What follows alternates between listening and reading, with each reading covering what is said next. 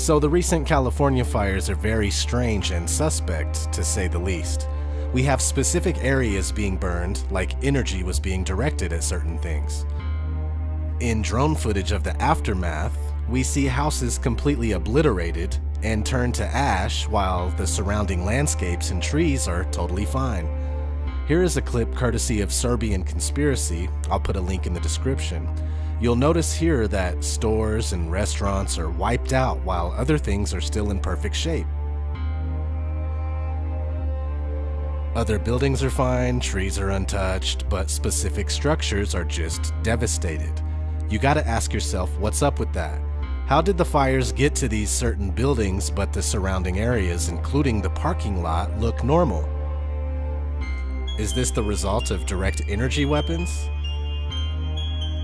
Ranged weapons that inflict damage on a target by emitting highly focused energy? The answer is most likely yes, but most people believe that these kind of weapons are just science fiction, due to movies like Austin Powers, for instance. Ladies and gentlemen, we're about to begin phase 2 of our evil project. Or is it phase 3? I don't know phases. Anyways, this is the phase in which we put a giant laser on the moon. As you know, the moon rotates around the Earth like so. When the moon reaches its appropriate lunar alignment, it will destroy Washington, D.C. Anyways, the key to this plan is the giant laser.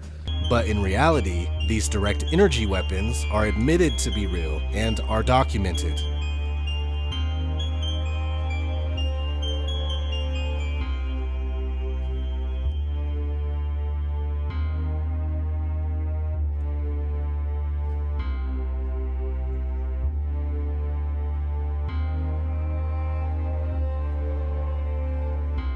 Scientists have been working on this top-secret project since 1974.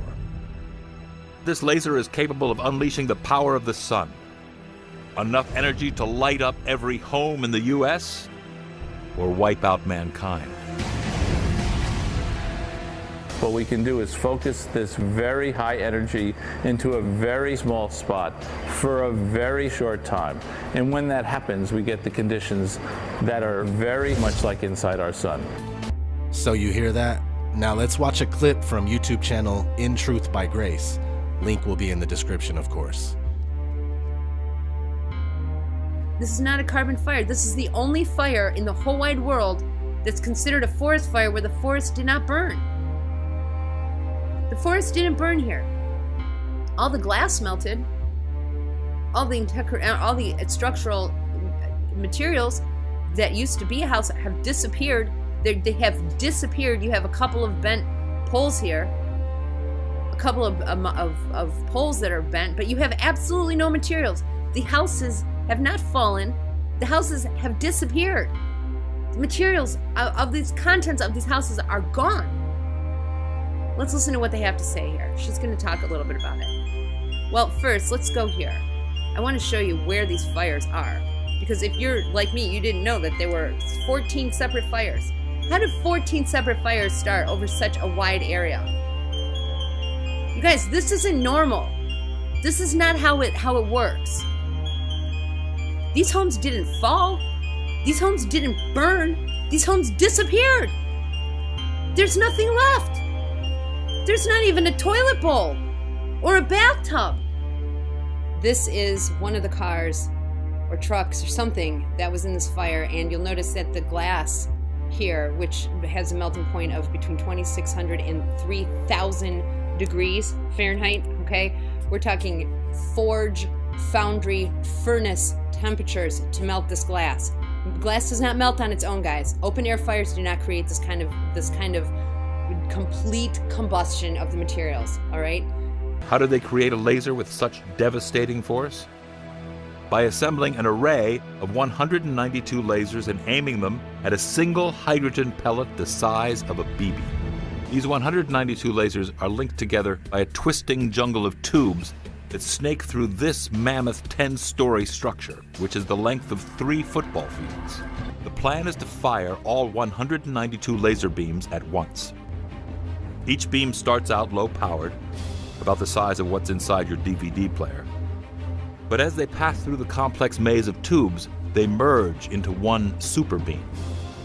The superbeam fires 500 terawatts of power in 2 billionths of a second, roughly 500 times the entire peak power output of the United States.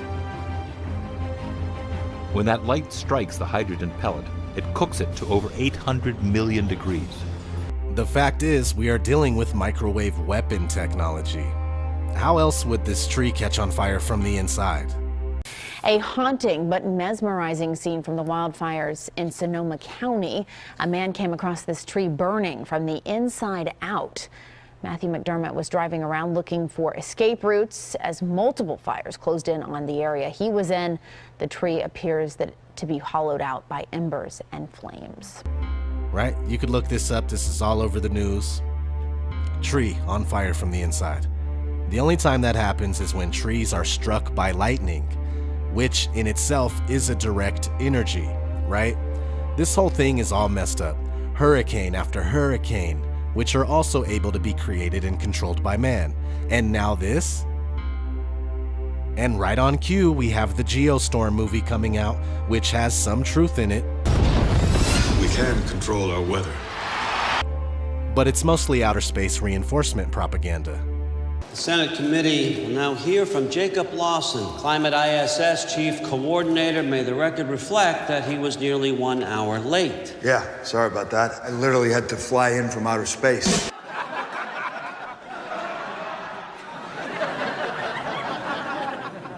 Are all these things a distraction from the Vegas incident?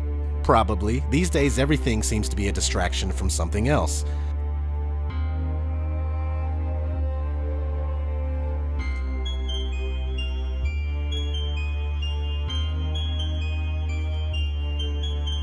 Anyway, I'll put some links for other channels that do a great job at covering these things.